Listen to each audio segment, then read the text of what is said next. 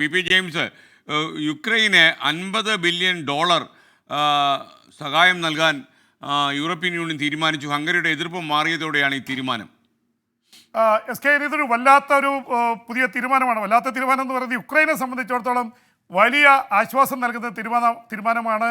കഴിഞ്ഞ ഡിസംബറിൽ Hungary veto ചെയ്തതോടെ ഈ തുക നൽകാൻ പറ്റാതിരിക്കുകയായിരുന്നു യൂറോപ്യൻ യൂണിയൻ. അമേരിക്കയാണെങ്കിൽ അവിടുത്തെ US കോൺഗ്രസ് തടഞ്ഞതോടെ അവർക്കും പണം നൽകാനാവുന്നില്ല.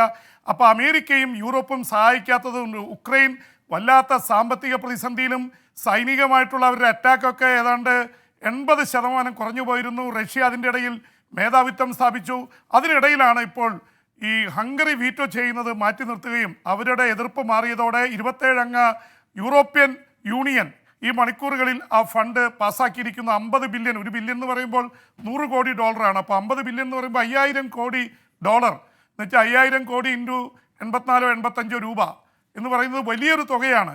ആ തുക അവർ പ്രധാനമായിട്ട് സൈനിക ആവശ്യത്തെക്കാൾ കൂടുതലായിട്ട് ഈ തകർന്ന ഉക്രൈൻ്റെ സാമ്പത്തിക അവസ്ഥ ഉയർത്താനും ജനങ്ങളെ ലിഫ്റ്റ് ചെയ്യാനുമായിട്ടുള്ളൊരു ഫണ്ടായിട്ടാണ് അവർ കൊടുക്കുന്നത്. എന്തായാലും ഇത് സൈനിക ആവശ്യത്തിന് ഉപയോഗിക്കപ്പെടുമെന്നുള്ള കാര്യത്തിൽ യാതൊരു സംശയവുമില്ല.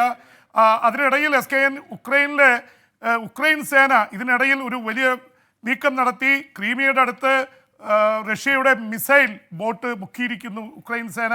അപ്പോൾ പണം കിട്ടിയതിൻ്റെ പിന്നാലെ അവരുടെ വർദ്ധിത വീര്യത്തോടെ അവർ തിരിച്ചടിക്കുകയും ചെയ്തിരിക്കുകയാണ്. അപ്പോൾ അതിനിടയിൽ യുക്രൈൻ സേനയ്ക്കുള്ളിലും ഗവൺമെൻറ്റും തമ്മിലുള്ള പ്രശ്നങ്ങളുണ്ട്.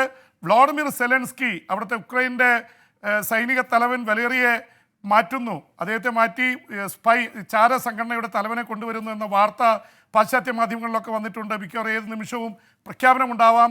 കാരണം സൈന്യവും അവിടുത്തെ ഭരണകൂടവും തമ്മിൽ അഭിപ്രായ വ്യത്യാസമുണ്ട്. സൈന്യം പറയുന്നത് ഞങ്ങൾക്ക് മുന്നോട്ട് പോകാൻ പറ്റുന്നില്ല, പക്ഷേ സെലൻസ്കി പറയുന്നത് നമുക്ക് മുന്നോട്ട് പോകാൻ പറ്റും. സൈനിക തലവന് ആത്മവിശ്വാസമില്ലാത്തതാണ് പ്രശ്നം. അതുകൊണ്ട് സൈനിക തലവനെ മാറ്റുന്നു എന്ന റിപ്പോർട്ട് കൂടി വരുന്നുണ്ട്. S K.